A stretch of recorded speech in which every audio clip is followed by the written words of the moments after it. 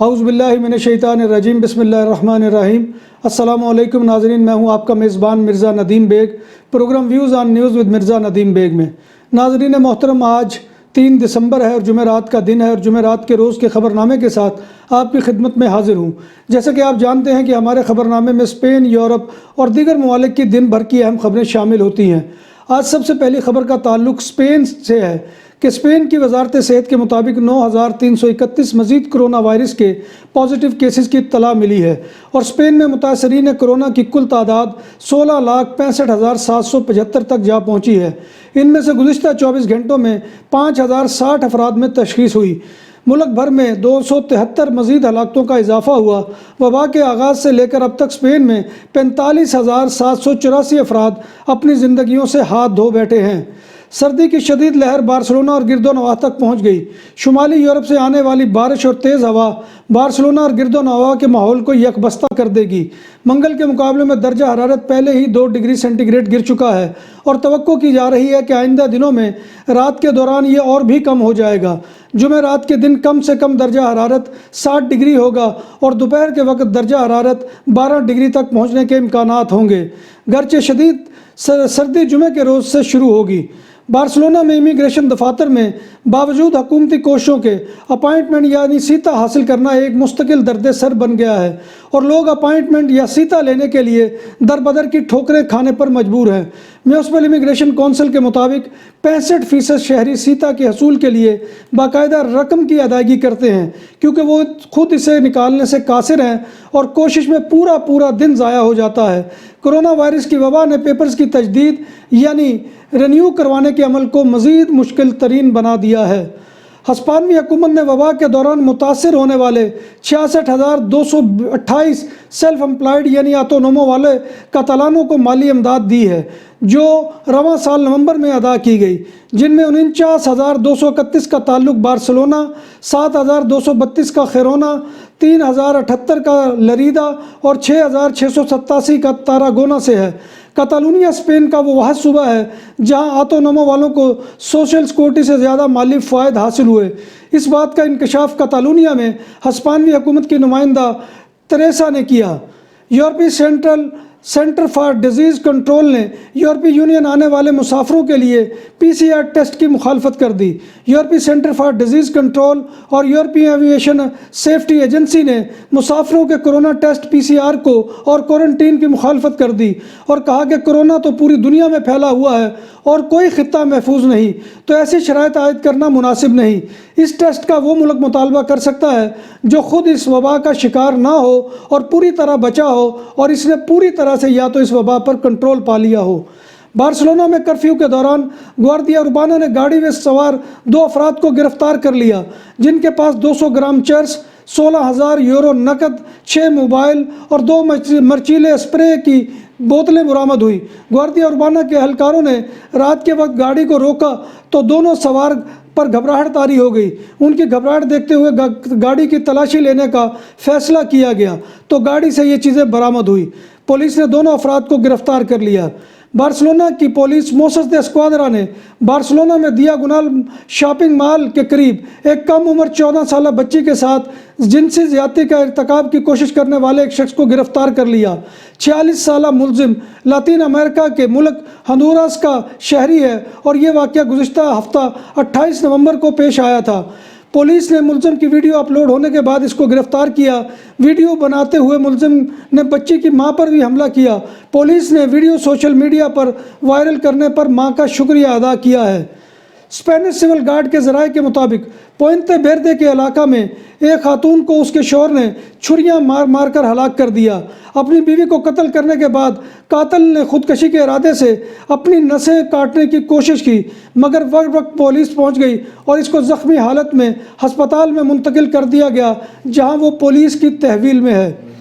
Police Moses دے اسکواڈرا نے ایک 9 رکنی چوروں کے گینگ کو گرفتار کیا ہے، جو موٹر وے آپے سیتے پر टोल टैक्स पर रुकने वाली गाड़ियों के टायरों को उस वक्त पंचर करता था जब ड्राइवर टोल टैक्स की टिकट निकालने में मसरूफ़ होता था, और राइट साइड से वो गाड़ी के टायरों के वाल निकाल देता या पंक्चर कर देता और फिर उन्हें सर्विस एरिया में उस वक्त लूटता जब वो टायर बदलने में मसरूफ़ हो जाते, और गिरोह के मेंबर्स गाड़ियों से कीमती अशिया निकाल कर फरार हो जाते।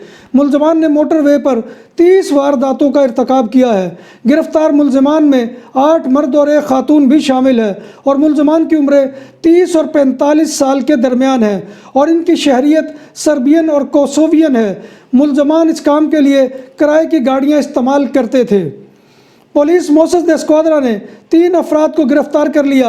अफराद ने बार्सिलोना सेंटर के इलाके में क्रिसमस की एक दुकान से तिजोरी चोरी कर ली, और तिजोरी चोरी करने के बाद वो उसको एक ट्रॉली के ऊपर लाद कर जा रहे थे कि पुलिस ने उनको देख लिया।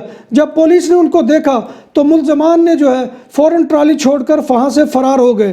पुलिस ने मुलजमान का पीछा किया तो चोरों को गिरफ्तार कर लिया और सियूतात बिया की दुकान से चोरी की जाने वाली तिजोरी मालिकान को वापस कर दी।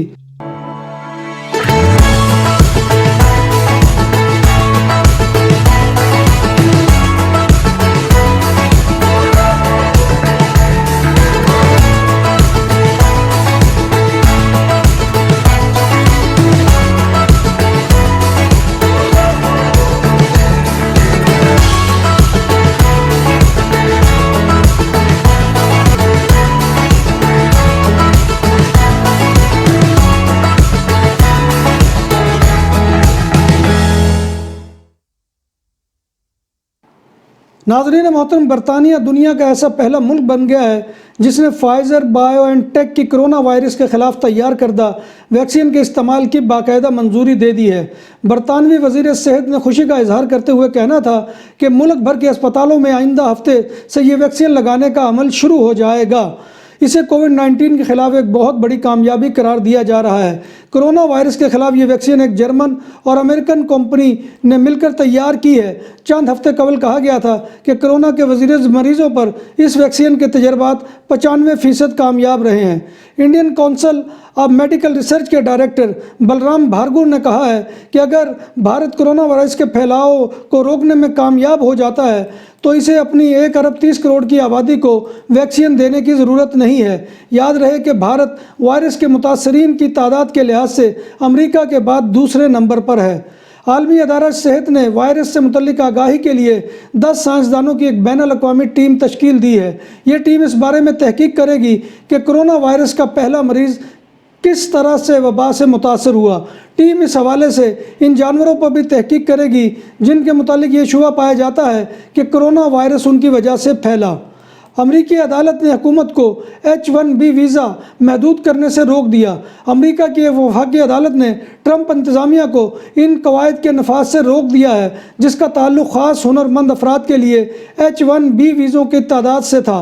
H-1B वीज़ा उन लोगों को दिया जाता है जो ख़ास नौइयत का हुनर रखते हैं और कम से कम बैचलर डिग्री याफ्ता हों।